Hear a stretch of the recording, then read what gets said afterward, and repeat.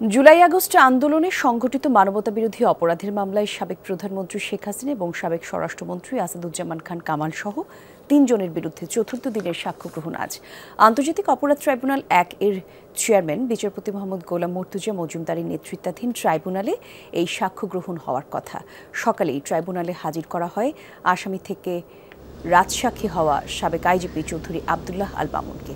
এর আগে ৬ আগস্ট তৃতীয় দিনের সাক্ষ্য জেরা শেষ হয়, আর প্রত্যক্ষদর্শী হিসেবে সেদিন দুজন সাক্ষী নিজেদের জবানবন্দি দেন। এখন পর্যন্ত এই মামলায় সাক্ষ্য দিয়েছেন ৫ জন। এই মামলায় জড়িত বিচারের দাবি করেছেন সবাই এবং একই সাথে এর আগে ১০ জুলাই শেখ হাসিনা, সাবেক স্বরাষ্ট্রমন্ত্রী আসাদুজ্জামান খান কামাল, সাবেক আইজিপি চৌধুরী আবদুল্লাহ আল মামুনের বিরুদ্ধে আনুষ্ঠানিক অভিযোগ গঠন করে বিচার শুরুর আদেশ দেন ট্রাইব্যুনাল। আর এই বিষয়ে দর্শক আরও কিছু বিস্তারিত তথ্য আপনাদেরকে জানাতে চাই। আন্তর্জাতিক অপরাধ ট্রাইব্যুনাল থেকে সহকর্মী মাইনুল মারুফ আমাদের সঙ্গে যোগ দিচ্ছেন। মাইনুল, কখন নাগাদ সাক্ষ্য গ্রহণ শুরু হতে পারে জানতে পারলেন কিনা? আর আজকে কতজন সাক্ষ্য দেবেন সেই তথ্য পেয়েছেন নাকি? আজকে আমি সর্বশেষ প্রশ্ন দিয়ে শুরু করি। আজকে ৩ জনের সাক্ষ্য দেওয়ার কথা রয়েছে এবং এই মামলা কিন্তু আগে আরও ৫ জন সাক্ষ্য দিয়েছেন, অর্থাৎ আজকে যদি আরও ৩ জন দেন অর্থাৎ ৮ জনের সাক্ষ্যগ্রহণ কিন্তু হয়ে যাবে।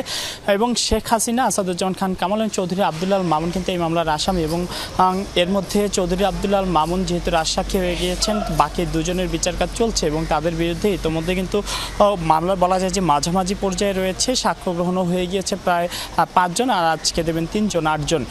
এর বাইরে অন্যান্য যে আরও কয়েকটি মামলাও কিন্তু আজকে রয়েছে, রামপুরা, আশুলিয়া এবং আরও একটি মামলা রয়েছে। সব মিলে আজ সকালে কিছুক্ষণ আগেই কিন্তু আসামিদের হাজির করা হয়েছে এবং আজ সব মিলে ১৬ জন আসামিকে কিন্তু আমরা দেখেছি যে ট্রাইব্যুনালে আনা হয়েছে এবং এই সকল মামলা কিন্তু আজ শুনানি রয়েছে। পাশাপাশি শেখ হাসিনার বিরুদ্ধে যে সাক্ষ্যগ্রহণ সেই মামলার কিন্তু সাক্ষ্যগ্রহণ হবে এবং আমরা দেখেছি আগে যে সাক্ষ্যগ্রহণ হয়েছে তখন কিন্তু জুলাই প্রত্যক্ষদর্শী এবং জুলাই আন্দোলনে অংশগ্রহণকারী এবং আহত বা শহীদদের পরিবারের সদস্যরা কিন্তু সাক্ষ্য দিয়েছেন এবং তারা সকলেই কিন্তু এই ঘটনার সাথে জড়িত, মর্মান্তিক ঘটনার সাথে জড়িত, জুলাই হামলার সাথে যারা জড়িত তাদের সকলের বিচার দাবি করেছেন এবং সর্বোচ্চ শাস্তি কিন্তু দাবি করেছেন এবং এভাবে কিন্তু সাক্ষ্যগ্রহণ চলছে। এর মধ্যে আমরা দেখেছি প্রথম দিন একজন সাক্ষ্য দেন, এরপর কিন্তু প্রতিদিনই কিন্তু ২ জন করে সাক্ষ্য দিয়েছেন এবং আজ কিন্তু চতুর্থ দিনের সাক্ষ্যগ্রহণ অনুষ্ঠিত হবে এবং এই মামলার কিন্তু বলা যায় যে বেশ অগ্রগতি হলো। অন্যান্য মামলাগুলো কিন্তু বেশ অগ্রগতি হয়েছে। এর মধ্যে আরও